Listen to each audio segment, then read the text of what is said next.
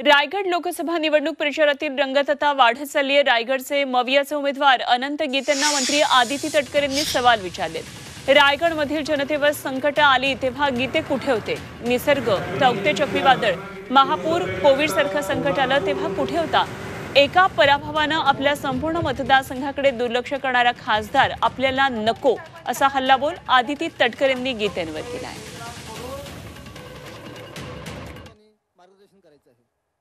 लोकांना आपण ज्या वेळेला एखाद्या नेतृत्वाला एखाद्याला खासदार म्हणून काम करण्याची संधी देत असतो त्यावेळेला त्या खासदारांनी प्रतिनिधित्व करत असताना आपले 4-10 प्रश्न सोडवावे ही एक माफक अपेक्षा त्या निमित्ताने कार्यकर्ते आणि मतदारांची असते।